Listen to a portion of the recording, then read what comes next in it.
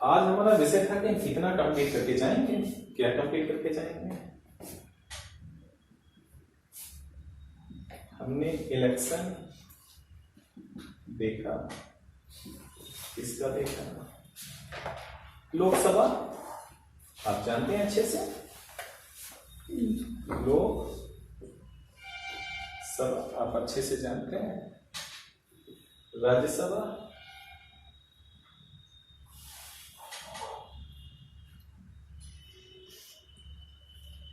ये अभी बताया कैसे जीतेंगे उम्मीदवार। अब हम प्रेसिडेंट डिस्कस कर लेते हैं और वाइस प्रेसिडेंट, ये दो डिस्कस कर लेंगे तो आज का लेक्चर हम लोगों का खत्म हो जाएगा। वाइस प्रेसिडेंट, प्रेसिडेंट का इलेक्शन, तो प्रेसिडेंट के इलेक्शन में एक आर्टिकल है, वो आर्टिकल मैं लिख देता हूं। ये आर्टिकल कहता क्या है, ये आर्टिकल 55 का 3 कहता है। आर्टिकल 55 का 3 क्या कहता है कि प्रेसिडेंट का इलेक्शन कैसे होगा।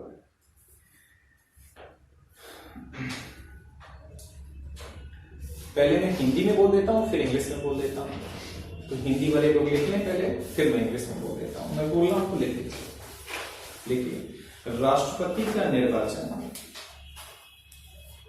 राष्ट्रपति का निर्वाचन,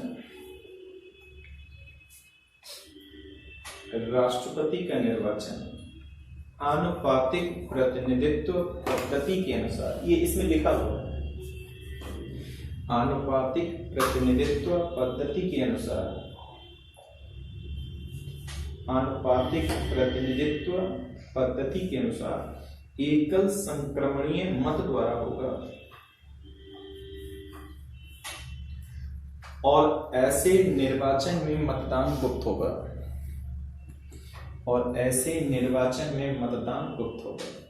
ठीक, अब इंग्लिश में लिखिए, इंग्लिश में लिखिए। The election of the president shall be held, the election of the president shall be held in accordance with the system of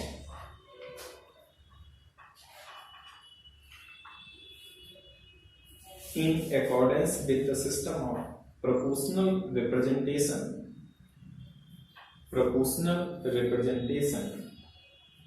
by means of the single transferable vote,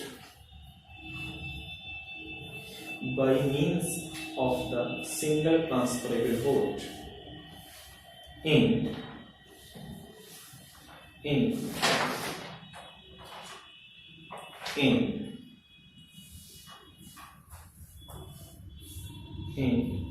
the voting at such election, shall be by secret ballot। Hindi में, राष्ट्रपति का निर्वाचन secret ballot, राष्ट्रपति का निर्वाचन आनुपातिक प्रतिनिधित्व पद्धति के अनुसार एकल संक्रमणीय मत द्वारा होगा और ऐसे निर्वाचन में मतदान गुप्त होगा, और ऐसे निर्वाचन में मतदान गुप्त होगा। ठीक है,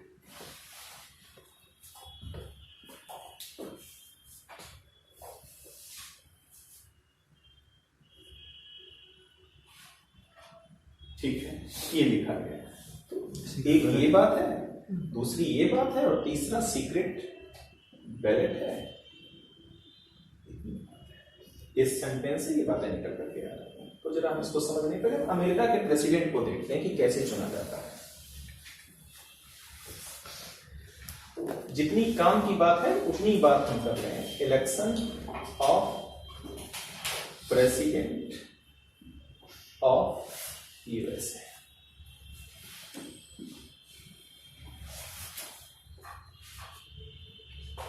ठीक है।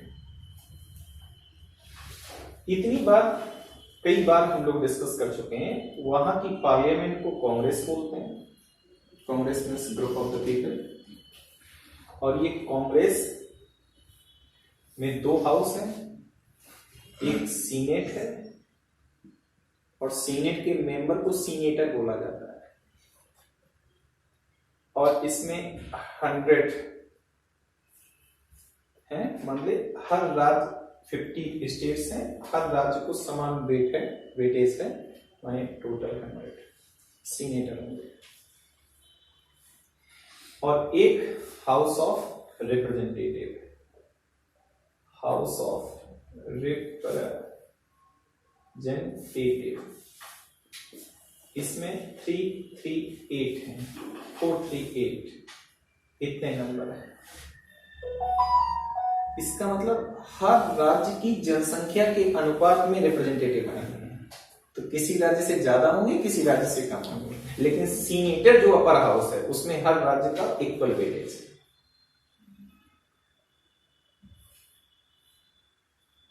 ठीक, इसीलिए ये संख्या अलग है। जैसे कैलिफोर्निया से देखेंगे तो 50 की संख्या में आ रहे हैं हाउस ऑफ रिप्रेजेंटेटिव, लेकिन अगर हम इंडियाना देखें तो वहां से 4 ही मेंबर आ रहे हैं। इंडियाना स्टेट है यूएसए का, इंडिया नहीं है। तो ऐसे जनसंख्या के अनुपात में ये क्या इतनी पिक्चर क्लियर हुई कि नहीं? ठीक। अच्छा, यहां 2 पार्टी सिस्टम है, जैसे कहीं कहीं मेनी पार्टी सिस्टम है, कहीं कहीं 2 पार्टी सिस्टम है, 2 ही दल हैं अमेरिका में, एक 2 ही पार्टी है, 2 पार्टी सिस्टम। कहीं 1 पार्टी सिस्टम है, जैसे अमेरिका में एक ही पार्टी है, अमेरिका में 2 है, कहीं मेनी पार्टी सिस्टम है भारत जैसे देशों में। तो 2 पार्टी है, एक डेमोक्रेटिक पार्टी, डेमोक्रेटिक पार्टी, और एक रिपब्लिक पार्टी। ये 2 ही पार्टियां हैं। ठीक है, ये 2 सामान्य जानकारी हमें देने की वो दे दी है। ठीक,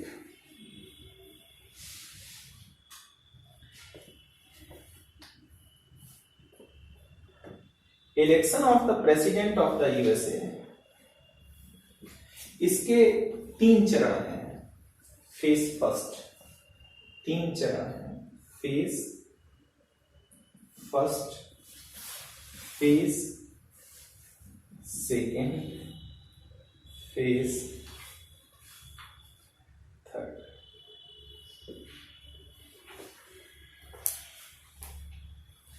तीन फेज।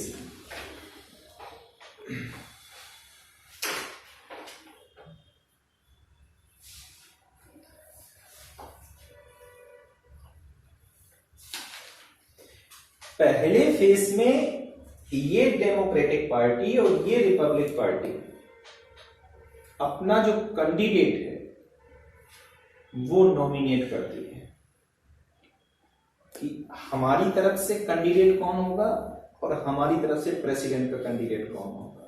क्या ये बात क्लियर हुई है? नहीं हुई? बोलो। तो दल के द्वारा, पार्टी के द्वारा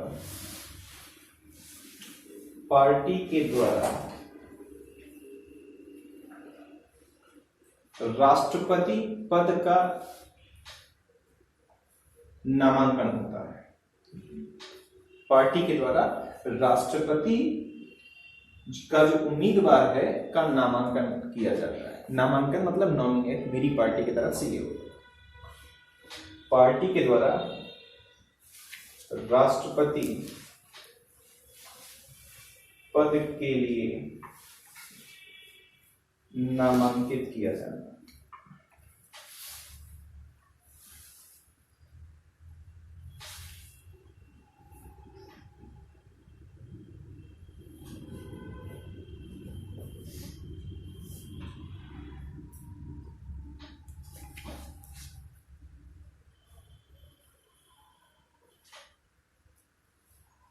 राष्ट्रपति पद के लिए उम्मीदवार को नामांकित किया जाता है।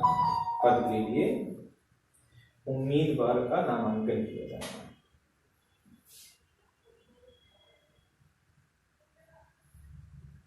कैंडिडेट का नामांकन किया जाना। इंग्लिश में लिख लीजिए, किया जाना।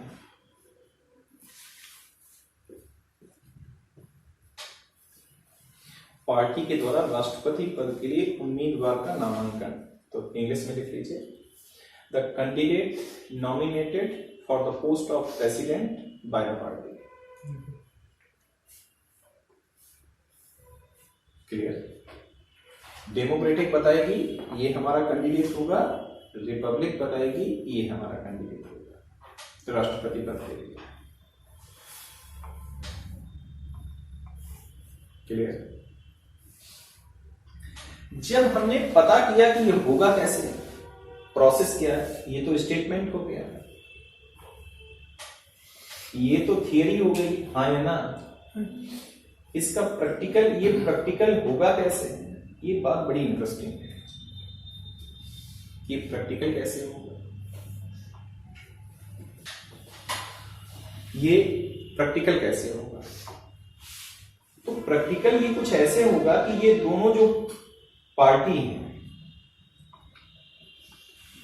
ये बड़ी इंटरेस्टिंग स्टोरी है। एक है रिपब्लिक पार्टी और एक है डेमोक्रेटिक पार्टी। ये होगा कैसे?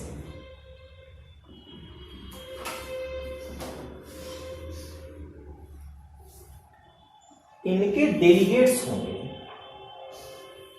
डेलीगेट्स और DELE आई नहीं होगा, सही है ना? और इनके डेलीगेट्स होंगे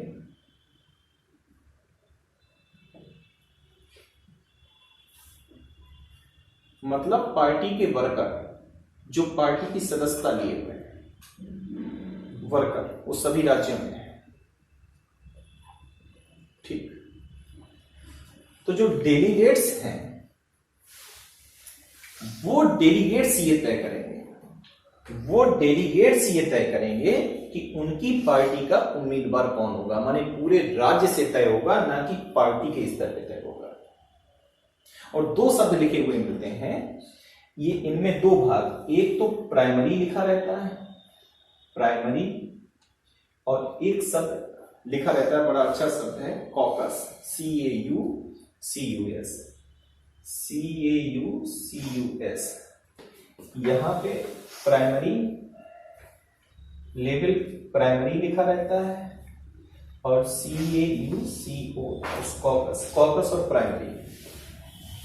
इसका मतलब है जब स्टेट एफर्ट करेगा, जब स्टेट के द्वारा वोटिंग होगी और ये पता लगाया जाएगा कि पसंद का उम्मीदवार कौन है राष्ट्रपति पद का किसी पार्टी का, तो जब स्टेट इन्वॉल्व होगा तो उसको प्राइमरी बोलेंगे और कॉकस उन वर्कर्स को बोलेंगे जिनसे हाथ उठवा करके किसी प्लेस पर हाथ उठा करके करवा लिया जाता है।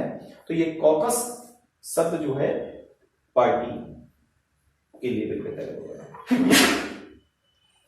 क्या ये बात क्लियर हुई है? नहीं, माने वर्कर पार्टी के वो शामिल हैं, ये तय कराने हैं कि राष्ट्रपति पद का उम्मीदवार कौन होगा और उसकी प्रक्रिया ये है। स्टेट कैसे तय करेगा? स्टेट इन्वॉल्व हो जाएगा ना, कि स्टेट वोटिंग कराएगा और वोटिंग करा करके ये तय करेगा। पहले वोटिंग, हाँ, वोटिंग इस बात की होगी कि राष्ट्रपति का उम्मीदवार होगा कौन, इस बात की वोटिंग, और फिर पार्टी उसको नॉमिनेट कर देगी कि यस, वोटिंग में जिसको ज्यादा वेटेज मिला उसको नॉमिनेट कर देगी पार्टी, हाँ या ना। इसका मतलब है कौन राष्ट्रपति पद का उम्मीदवार होगा, इसमें जनता की इच्छा भी शामिल है। ये बात आप समझ पा रहे हो, नहीं समझ पा रहे हो? यस। सिर्फ ये पार्टी के स्तर पे फैसला नहीं है, जो वर्कर के स्तर है उस पर फैसला है, जिससे मेजॉरिटी वेटेज वोट जाएगा उसको उम्मीदवार बना दिया जाएगा। लेकिन इंडिया में ऐसा नहीं होता है, वर्कर की वो वैल्यू नहीं है। इसीलिए मैं कह रहा हूं कल फंडामेंटल राइट, इंडिविजुअल राइट वो बड़े पावरफुल है, यहां फिर इंडिविजुअल राइट आगे जा रहे हैं। इसीलिए वो डेमोक्रेसी नहीं कह रहे हैं, इसीलिए वो रिपब्लिक कह रहे हैं, और रिपब्लिक में फंडामेंटल राइट एवरी पर्सन को दे रहे हैं।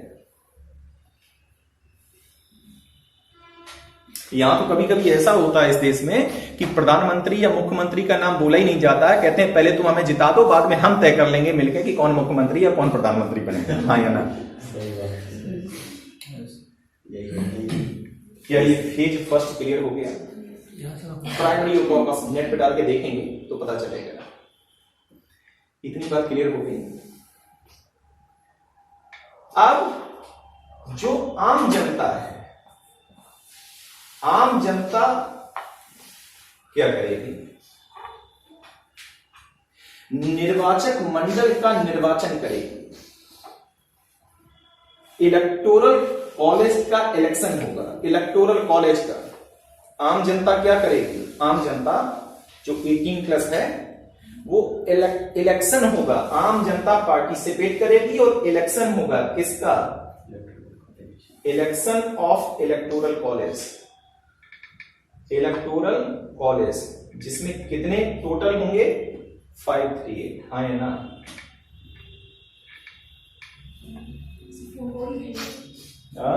और 100, 538 टोटल। इलेक्टोरल कॉलेज में कितने मेंबर होंगे? 538। और इनका चुनाव कौन करेगी? जनता। राष्ट्रपति का चुनाव नहीं करेगी, इलेक्टोरल कॉलेज का चुनाव करेगी, जिसमें टोटल सीट्स 538 है।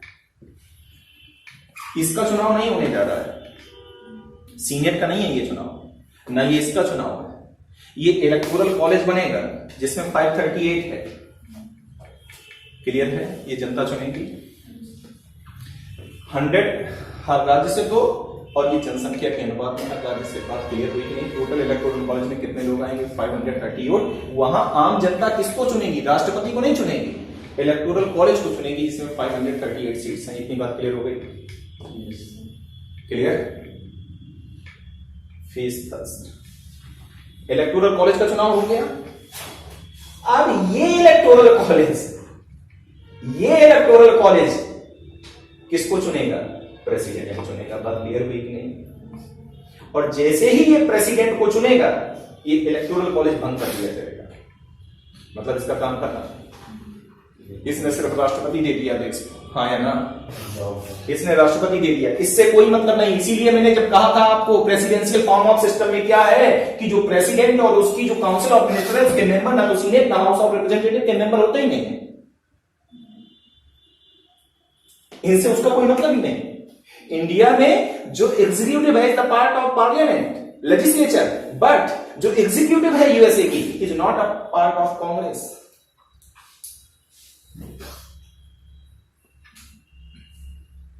बात क्लियर हुई कि नहीं? बोलो पक्का? तो देखिए जो जनता थी उसने पहले तो ये तय किया, जो पार्टी के वर्कर थे, जिन आज भी पार्टियों के वर्कर हैं उनको बाकायदा, हम लोग नहीं है उस स्ट्रीम में लेकिन है, तो जो पार्टी के वर्कर हैं वो ये तय किए कि कौन कैंडिडेट होगा उस पार्टी में जो राष्ट्रपति पद का उम्मीदवार होगा। पहला इस बात का इलेक्शन हुआ, पूरे देश में हुआ, और इसके 2 शब्द आते हैं इलेक्शन प्रोसीजर में, primary election and caucus election. Caucus मतलब ये नंबरिंग हो गई और वोट डाल के हुआ, वो प्राइमरी। ये बात क्लियर हुई या नहीं? ठीक, मतलब इस बात के लिए, चूंकि पार्टी तो 2 ही है, तो इस बात के लिए इस पार्टी का कैंडिडेट कौन होगा? राष्ट्रपति पद का उम्मीदवार। मतलब पार्टी के मेंबर्स और वर्कर्स वर्कर अलग है। वर्कर अलग है ना? वर्कर जो वर्कर है वो मेंबर भी है।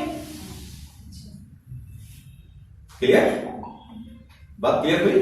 जो भी XYZ वर्कर होंगे पार्टी के मेंबर होंगे वो सब तय करेंगे। और सर स्टेट कौन रहेगा? जी, स्टेट अगर डायरेक्ट इन्वॉल्व हो गया तो दोनों के वोट्स काउंट होंगे, तो दोनों के ऐड होंगे, टोटल वेटेज ऐड होंगे, मतलब वेटेज। इतनी बात क्लियर है? ये बात क्लियर है? कभी कभी कोई राज्य क्या कर रहा है, प्राइमरी, मेरी बात समझिएगा ताकि कहीं कुछ और मिल जाए तो आप ऐसा ना लगे कि विरोधाभास है। कहीं कहीं प्राइमरी में इलेक्शन होता है और इस इलेक्शन में यह तय होता है कि उसकी पसंद हमारी पसंद होगी। जैसे हमारी कोई इच्छा है, हम चाहते हैं कि यक्स राष्ट्रपति उम्मीदवार बने और आप सब लोग हमें वोट कर दिए इस जगह से, तो अब हम वेटेज अपना उसको देंगे। कहीं इलेक्शन भी होता है इस जगह। ठीक, क्लियर? आम जनता किसको चुनती है? इलेक्टोरल कॉलेज को। 538 को चुन लिया, जिस सिस्टम से है, जाति जैसे ये चुने जाते हैं वैसे ही तो चुने ही जाते हैं, अपना टाइम पीरियड हो ही रहा। क्लियर? इलेक्टोरल कॉलेज ने क्या किया, किसको चुन लिया, प्रेसिडेंट को। इलेक्टोरल कॉलेज खत्म हो गया, इनका काम अब खत्म, इनका काम खत्म। सारी शक्ति किसके पास आ गई, राष्ट्रपति। और प्रेसिडेंशियल फॉर्म ऑफ सिस्टम में ये अलग है, ये पार्ट अलग है, ये पार्ट अलग है, प्रेसिडेंट और उसकी एग्जीक्यूटिव ये अलग है। इंडिया में ये इसका पार्ट है, यूएसए में ये अलग है, ये अलग है। दिस इज अ ड्यूल, ये ड्यूल है, और इंडिया में सिंगल है। जो member of executive is the member of parliament in India, but in USA member of executive is not a member of Congress. बात क्लियर हुई या नहीं? ठीक। Election of president in USA, indirect election.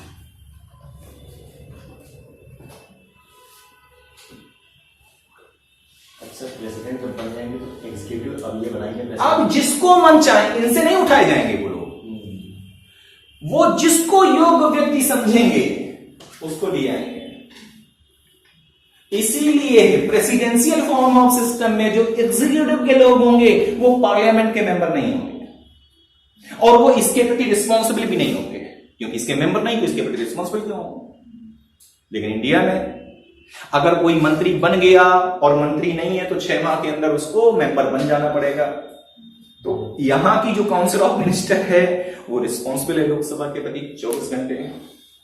मंत्रिपरिषद सामूहिक रूप से उत्तरदायी है लोकसभा के प्रति। Council of ministers collectively responsible for the house of the people. लेकिन यहां ये है ही नहीं। हाँ, ये जब भी ऐसा कुछ करेंगे जो violation of the constitution of USA होगा, तब ये बॉडी एक्टिव हो जाएगी और इम्पीचमेंट की प्रक्रिया लाई जाएगी, तब ये बॉडी एक्टिव होगी, वरना इसका इससे कोई मतलब ही नहीं है। इन्होंने कोई लॉ बनाया और अगर ये वीटो कर दिए उस लॉ में तो वो लॉ पास ही नहीं हो पाएगा। तो वहां की एग्जीक्यूटिव को वीटो पावर कि वो law pass by the legislature can be vetoed by him, by the executive. बात क्लियर हुई है नहीं?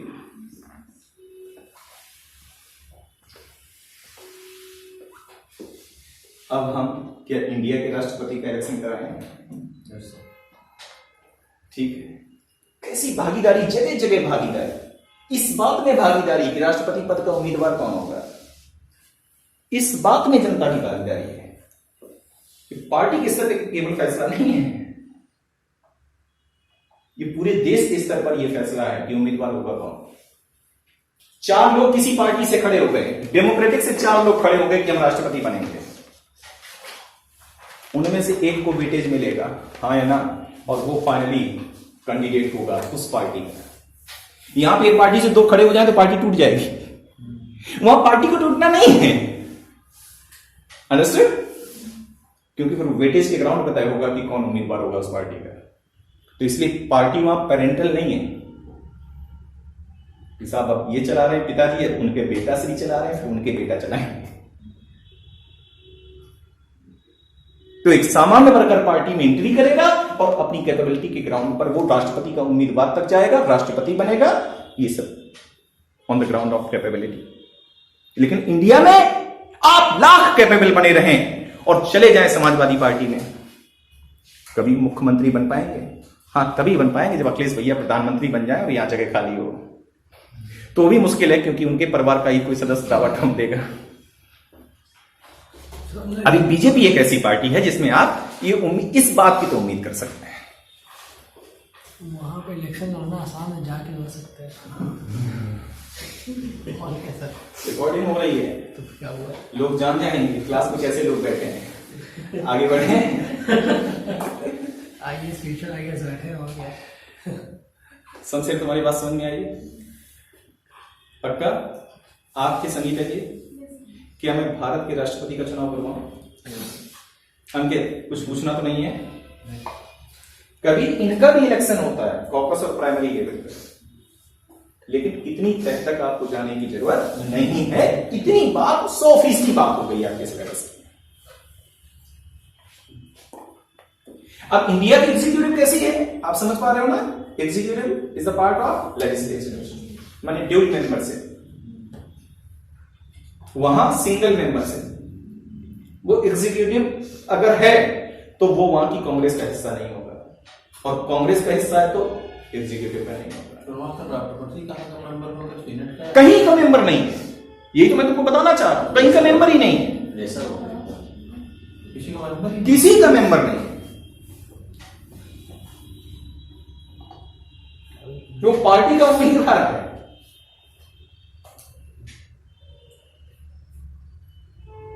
और उत्तरदायित्व भी नहीं है उसका, किसी के प्रति उत्तरदायित्व नहीं है, तो ऐसे ही होगा। किसी से मतलब नहीं है। मैंने बताया ना, ये लॉ बना है और एग्जीक्यूटिव वीटो कर देगा, मैंने लिखवाया हुआ है।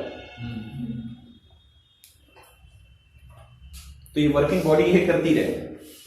हाँ, इस पे नियंत्रण सिर्फ एक ही बात का है कि जब भी ये वायलेशन ऑफ कॉन्स्टिट्यूशन करेंगे तो ये बॉडी एक्टिव हो जाएगी। हटाने की प्रक्रिया बड़ी इनकी हो जाएगी जी, हटाने की प्रक्रिया भी इनकी बड़ी जटिल है। संशोधन की प्रक्रिया भी जटिल है। जटिल इसलिए है कि व्यक्ति राज्य की नागरिकता लिए बैठा है, राज्य अपना संविधान लिए बैठा है, राज्य अपनी सुप्रीम कोर्ट लिए बैठा है, राज्य अपनी आइडेंटिटी लिए बैठा है। तो जब भी प्रेसिडेंशियल फॉर्म ऑफ सिस्टम होगा तो उसमें स्टेट ज्यादा पावर एंजॉय करेंगे, सेंटर कम पावर एंजॉय करेगा। हाँ या ना? अमेरिका में स्टेट ज्यादा पावर एंजॉय कर रहे हैं, हाँ या ना? और सेंटर कम पावर एंजॉय कर रहा है, हाँ या ना? रेसिड्यू पावर किसके पास है? जी, रेसिड्यू पावर स्टेट के पास है, स्टेट के पास है। पावरफुल वही होगा, पावरफुल स्टेट ही है। जैसे अमेरिका में स्टेट पावरफुल है। जी। जैसे हमारा प्रधानमंत्री आया रात के 8 बजे और बोला कि साहब आज से पूरे देश में लॉकडाउन। अमेरिका में क्यों मौतें हो गई? क्योंकि वहां का राष्ट्रपति अनाउंस कर ही नहीं सकता, क्योंकि जब तक राज्य फैसला नहीं करेंगे, और ये राज्य कोई करेगा कोई नहीं करेगा, तो वहां की प्रॉब्लम ये थी, इसलिए इतनी मौतें हो गई कि राज्य समझ नहीं पाए। प्रेसिडेंट तो समझ रहे थे, लेकिन प्रेसिडेंट के हाथ में कुछ नहीं था कि इंडिया के प्राइम मिनिस्टर की तरह से वो अनाउंस कर दें।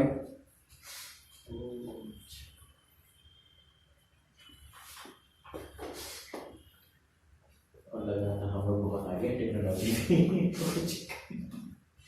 इसीलिए वो बाह्यात सिस्टम डेमोक्रेसी कहीं सिंगल शब्द, वो लोकतंत्र को मानते ही नहीं। क्यों लोकतंत्र को नहीं मानते? मेरी बात सुनिएगा। ये जो भी लोग आए, वो कौन लोग आए चुन के? कैपिटल, हाँ या ना? पक्का? ये चुने गए लोग, यहां पर भी चुने गए, वो भी योग्य लोग थे, उन्होंने कैंडिडेट चुना। अब यहां पे धार्मिक भावनाएं भड़का के क्या वोटर को प्रभावित किया जा सकता है? हाँ या ना? क्योंकि किस किस जगह करोगे आप? 2 जगह फिल्टर लगा हुआ है, कहां कहां करोगे? तो इंडिया की प्रॉब्लम क्या है डेमोक्रेसी की? राम मंदिर तैयार हो रहा है, 2024 में इस देश में मोदी फिर से आने वाले हैं।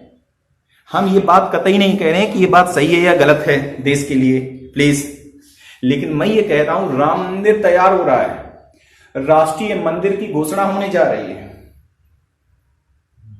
राष्ट्रीय मंदिर इस देश का कौन सा होगा? भावनाएं, इमोशंस, ये खेल होता है। ये जो लव मैरिज है वो सब क्या है? इमोशंस का खेल है। आप भावनाओं को उठाइए, सारा खेल क्या हो रहा है? भावनाओं का हो रहा है। कॉम्प्लेन बॉय कौन है? वो तब नहीं मां को खुशी होगी जब मां जीतेगी, तो मां तब खुश होगी जब बेटा जीतेगा, और बेटा आगे निकलता है। कॉम्प्लेन बॉय, भावनाएं भड़काइए, तब प्रोडक्ट सेल होगा। प्रोडक्ट को सेल करने का क्या तरीका है? किसी भी एड को देखिए, उसका फंडामेंटल क्या है? भावनाएं। खुशियों की होम डिलीवरी। वो पिज्जा को, डोमिनोज पिज्जा को कभी खाते हुए देखिए, खुशियों की होम डिलीवरी। बाप रे बाप, खुशियां, मतलब वो खाने पर जो वहां पे बाबा दादा बच्चे एक एक बाइट के लिए झगड़ा कर रहे हैं, और जो उनकी चेहरे की खुशी है वो किसी आईएएस के बन जाने से कम नहीं है। तो आप इमोशंस को उठाइए, भावनाओं को पहले आप जागृत करिए। तो लोकतंत्र का भीड़ तंत्र में बदलना, लोकतंत्र का वोट तंत्र में बदलना, वोट्स का पोलराइजेशन होना सिर्फ ये इंडिया की डेमोक्रेसी में संभव है, यूएसए की रिपब्लिकन स्टेट में संभव नहीं है। बात क्लियर हुई या नहीं हुई? इसलिए सच्चा अगर लोकतंत्र है जिसने लोकतंत्र का इस्तेमाल भी नहीं किया, तो आइडियल एग्जाम्पल यूएसए है। इसीलिए वो किसी के चक्कर में नहीं पड़े, ना डेमोक्रेसी के, ना वो पार्लियामेंट के, ना वो जुडिशरी के, ना वो एग्जीक्यूटिव के। उन्होंने क्या किया, इंडिविजुअल पावर दे दी, सबको फंडामेंटल राइट दे दी, इंडिविजुअल पावर दे दी, का एंजॉय करिए इंडिविजुअल पावर को, और उसको कॉन्स्टिट्यूशन द्वारा उसको प्रोटेक्ट कर दिया। करिए एंजॉय। बात क्लियर हुई है नहीं हुई? बात समझ पा रहे हैं? तो क्या हम election of president of India पे आ जाए? ठीक है, साफ करें। समझ में आ गया होगा? लिखना तो नहीं है? लिख लिया। मतलब उसके बाद इलेक्शन हुआ, उसके बाद ये खत्म, बॉडी खत्म, सब फिर अपने अपने घर जाए। ये अलग चल रही है पैरेलल में। बात समझ पा रहे हो? तो जो सर ये इलेक्टोरल कॉलेज बनेगा, हाँ, वो उसका काम है राष्ट्रपति को चुन ले और उसके बाद खत्म। और फिर उनका चुनाव वो अपने पैरेलल में तो चलते, उनका चुनाव जैसे हुआ है, जैसे कार्यकाल चल रहा है वैसे चलता रहेगा। मतलब जो हाउस रिप्रेजेंटेटिव होगा वो राष्ट्रपति का चुनाव नहीं करेगा। ना ना ना, ये कोई पार्टिसिपेट नहीं करेंगे भाई, मैं उसी समय से यही चिल्ला रहा हूं। ये अलग अलग खेल है। ये अलग अलग है, तभी मैं कह रहा हूं executive and legislature both are different thing. The member of executive is not a member of the Congress, either Senate or House of Representatives. ठीक है, हो गई बात? कुछ पूछना है किसी को? साकिर भाई, नहीं, किसी को नहीं पूछना है कुछ?